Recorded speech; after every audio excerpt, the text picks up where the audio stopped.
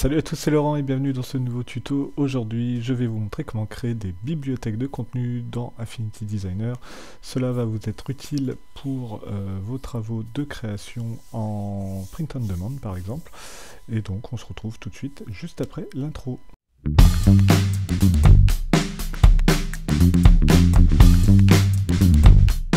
Bienvenue à tous dans ce nouveau tuto sur Affinity Designer. Alors aujourd'hui je vais vous montrer comment créer une bibliothèque de contenu.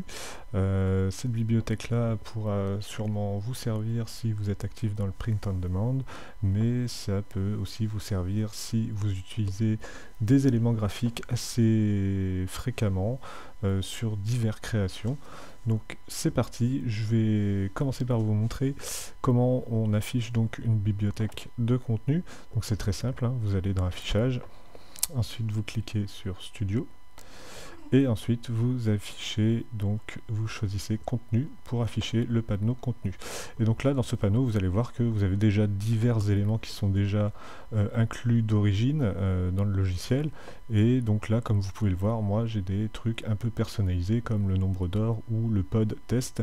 Et donc je vais vous montrer comment je vais structurer une bibliothèque en créant une nouvelle catégorie. Donc pour créer une nouvelle catégorie, vous venez de le voir, j'ai cliqué sur le petit hamburger et je clique sur créer une catégorie. Donc là ma catégorie qui s'affiche se nomme contenu, donc ça c'est la nomination standard, mais vous pouvez très vite renommer la catégorie en par exemple pod, donc print on demand, et ensuite vous voyez que dans cette catégorie là on a une sous-catégorie qui s'appelle contenu, que vous pouvez aussi renommer, mais vous pouvez aussi en créer une deuxième. Donc pour ça, vous faites le même chemin, vous allez sur le hamburger et vous cliquez sur créer une sous-catégorie.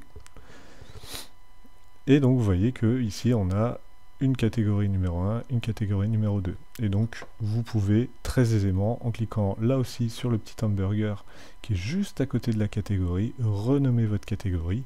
Et donc là par exemple on va pouvoir mettre bannière.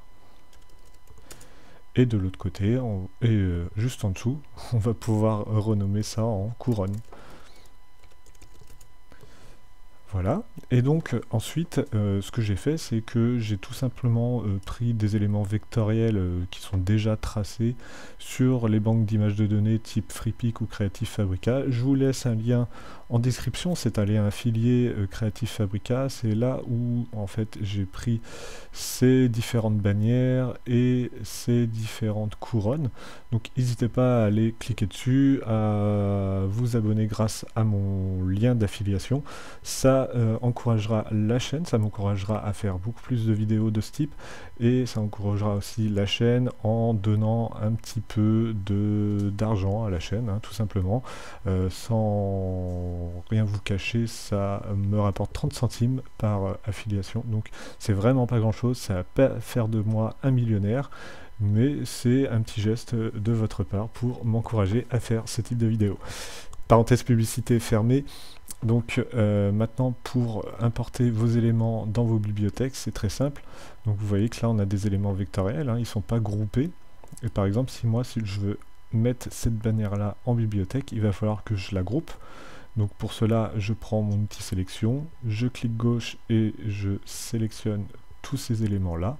Et ensuite je les groupe grâce à un CTRL G ou grâce, vous allez dans le menu calque et vous faites grouper. Donc moi je préfère le raccourci CTRL G, c'est beaucoup plus rapide. Et donc vous pouvez faire ça pour toutes les bannières qui vous intéressent. Hop, CTRL G pour celle-ci, celle-ci, CTRL G aussi.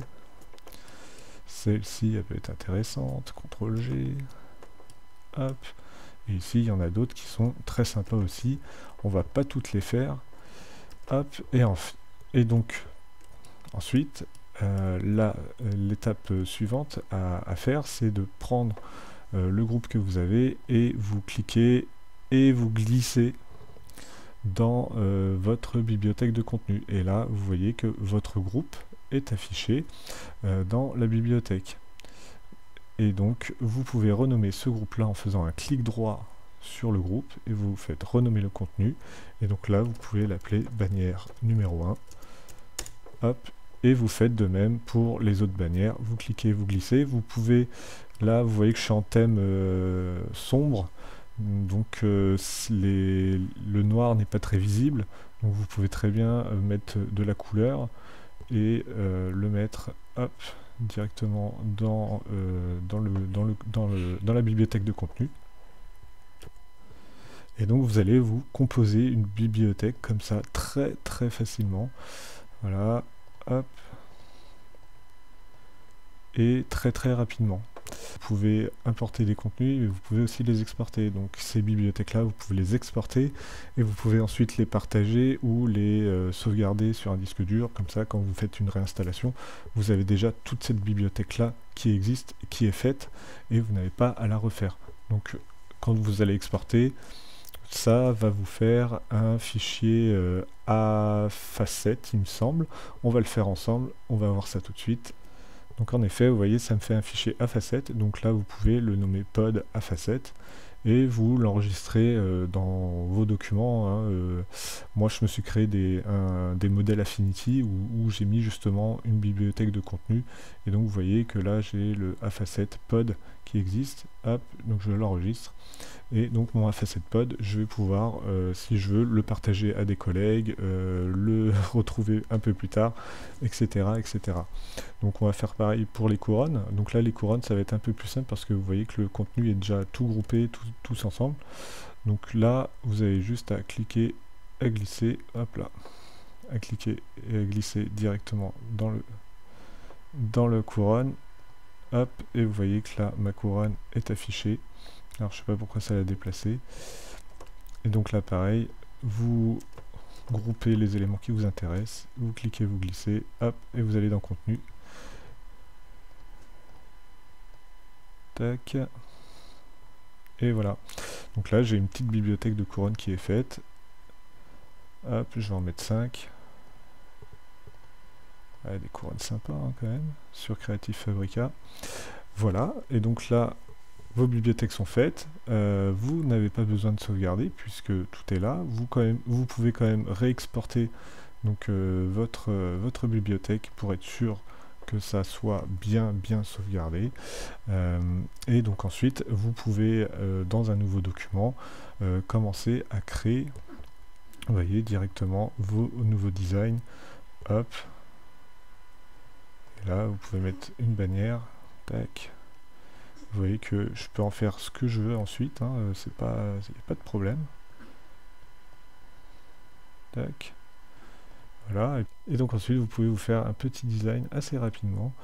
Hop, en mettant, je sais pas, 20 ans, par exemple. Hop, avec une petite typo.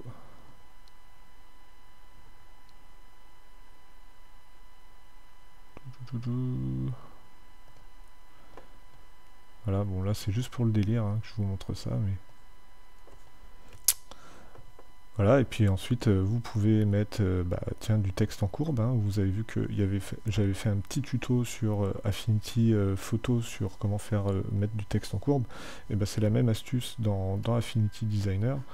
Hop, vous tracez votre courbe, et puis ensuite avec l'outil de texte artistique, vous venez mettre hop, votre texte dessus. Tac. Vous venez mettre votre texte dessus. Hop, vous réduisez un petit peu la typo.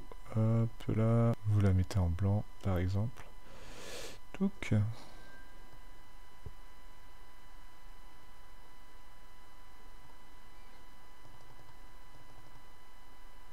Tac. Et puis, vous mettez bien vos flèches au milieu pour centrer votre texte. Hop. Et voilà, vous avez fait un petit design assez rapidement pour un t-shirt pour les 20 ans. Hop, vous faites un CTRL-G, vous agrandissez. Et voilà, votre design est fait grâce à votre bibliothèque, c'était assez rapide. J'espère que ce tuto vous aura plu. Si c'est le cas, laissez-moi un petit commentaire, un petit pouce levé en l'air pour référencer la vidéo et me remercier du travail qui a été fait. En attendant, je vous souhaite un très bon apprentissage sur Affinity Designer. C'était Laurent, salut, à plus.